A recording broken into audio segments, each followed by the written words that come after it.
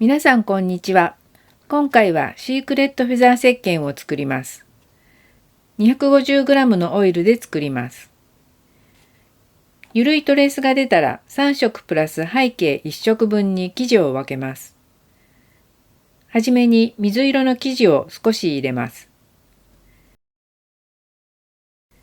次に真ん中に線を描くように3色を細く注いでいきます。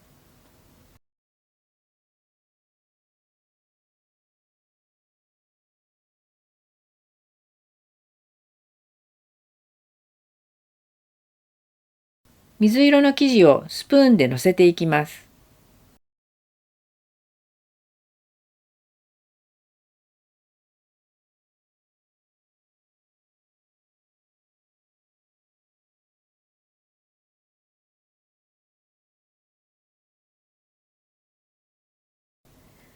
モールドの壁からも入れ、3色の生地が広がらないように真ん中に寄せていきます。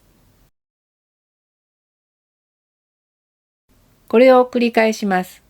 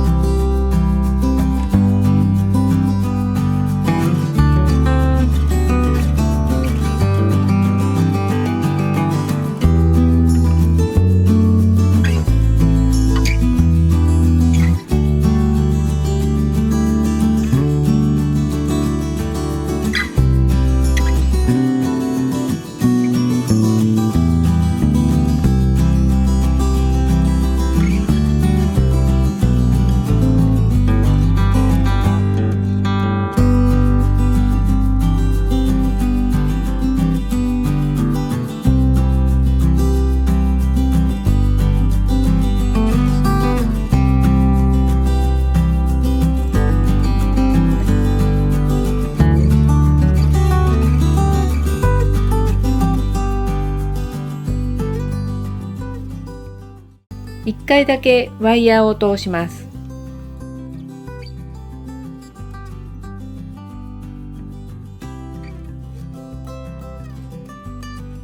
表面に模様を描きます。今回の色付けは模様の部分に二酸化チタンを3色とも入れてマットにし、背景を薄めに色付けして透明感を出しました。そうすることで模様と背景のコントラストに差ができて、落ち着いた雰囲気のデザインになりました。